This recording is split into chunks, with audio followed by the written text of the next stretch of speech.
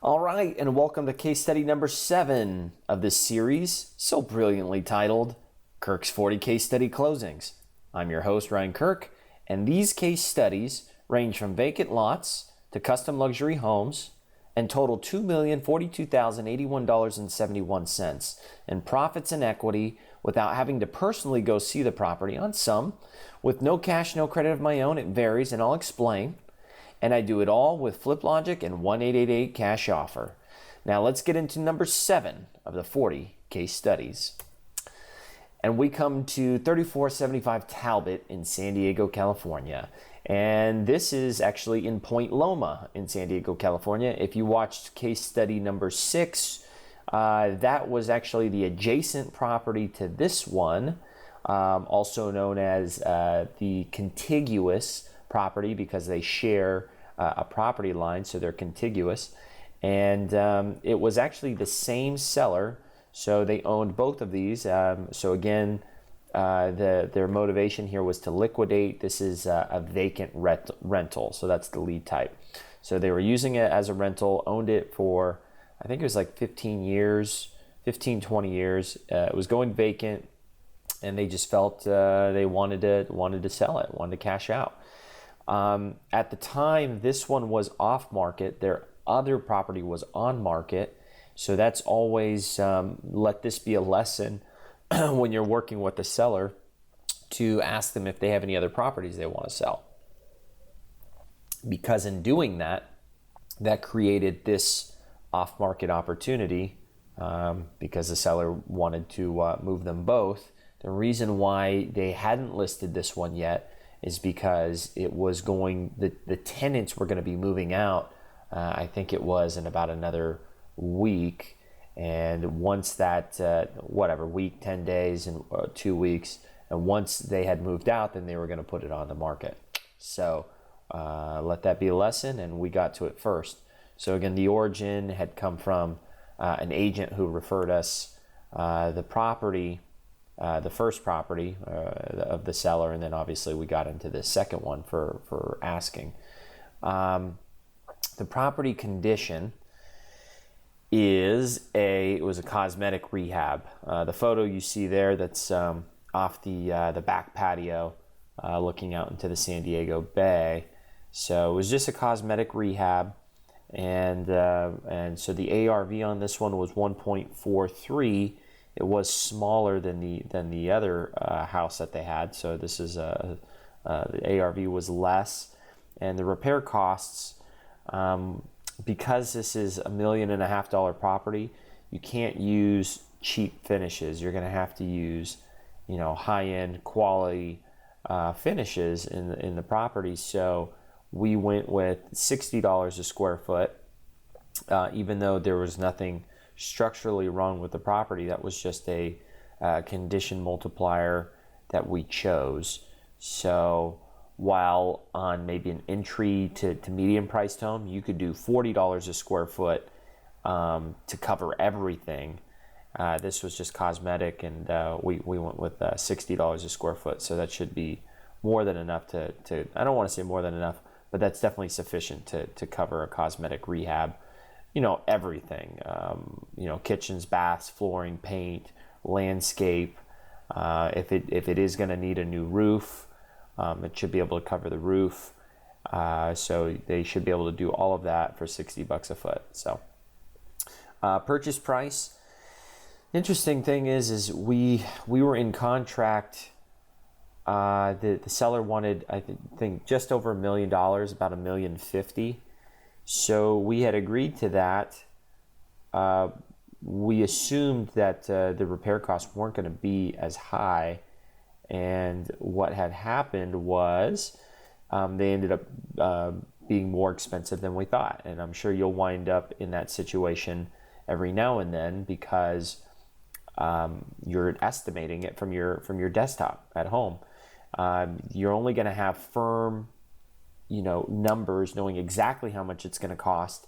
If you have a bid done by a contractor, then you will have hard numbers. But while you're evaluating a property and you're not sending contractors out to every one of these properties that you're making offers on, you just use a condition multiplier, a price per square foot, like in this case $60 a square foot, to just come up with a ballpark figure so you can get into contract at a price that should work. And then you've got your inspection period, your due diligence period, to verify and confirm that. And how that gets verified and confirmed, if you're wholesaling, is your investors will go to the property, they'll take their general contractor, and they'll have their bid done, and then they'll come back to you with feedback on that. So when our investor came back to us, he said, you know what, I see the ARV around 143, which is pretty close to what we had, give or take. He said, I think my repairs are going to be closer to 130. Because of that, he was going to need to be closer to 980. And we were in contract again at $1,050,000. So we had to go back to the seller and say, hey, listen, we're ready to remove all contingencies. We're ready to close on time, but the $1,050,000 is not going to work. It's just the cost doesn't quantify the return. In order for us to proceed, we would need to have to adjust the price to, and I think we were at 900, and then we ended up coming to an agreement with them at 925, knowing we already had a non-contingent price from our investor at 980. So at this point, we were, creating we're using that and then creating a margin for ourselves, a wholesale margin. So it turned out to be a $55,000 margin, which was obviously a great deal. And if you take 55,000 and if you divide that into the ARV of 1430, we made a margin of 3.8%. So a little more than probably one side of the commission on a real estate commission, right? So 3.8%. So not bad on a deal where, for a return on investment where you put zero money, zero into the deal. Now, if you had to put a deposit down to tie it up, then, then you're tying up a deposit, tying up some money for a short period of time. There is a workaround for that if you just delay the time on the contract of when that deposit is due in escrow.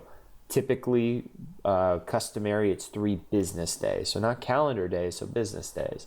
So if you were to have your offer accepted on, say, on a Friday or a Thursday, if it was Friday, then you wouldn't have to put it into escrow until, Tuesday or Wednesday.